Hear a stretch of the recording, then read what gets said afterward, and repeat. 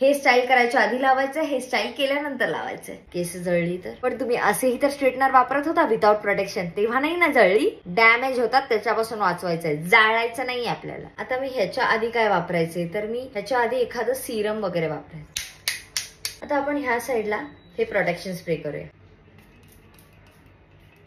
सुगंध तर छान आहे. बाय द वे ह्याच्यात आहे ग्रेपसीड ऑइल आणि विटामिन B5. ह्याचा सुगंध छान आहे, त्याच्यामुळे तुमचे केसही सुगंधित राहतील. जळायचा वास येत नाहीये. आता जेव्हा तुम्ही हाय हीट वरती स्ट्रेटनर फिरवता किंवा ऑब्व्हियसली स्ट्रेट करण्यासाठी सतत फिरवतो आपण जास्त वेळ राहण्यासाठी, तर थोडासा बर्निंग वास येतो. तसा वास येत नाही. आय फील हे हीट प्रोटेक्टंट आता बऱ्यापैकी काम करते. Let's go to hot shot. हा जो सुंदर कर्ल तुम्हाला दिसतोय तो कधीच माझा फंक्शन संपेपर्यंत टिकत नाही, कारण माझे केस आहेत दाट आणि हे थोड्या वेळापुरतं राहतं, पण जसं मी हालचाल करायला लागते सगळे असे भूतासारखे फुटतात. आता मी ट्राय करते हॉट शॉट होल्ड स्प्रे. हा तुमच्या कर्लला होल्ड करतो असं म्हणतात. शेक इट,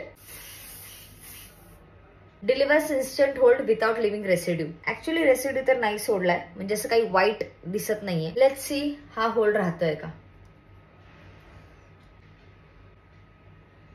बऱ्यापैकी होल्ड आहे. हे बघा आणि मग हे बघा, जस्ट कम्पेअर.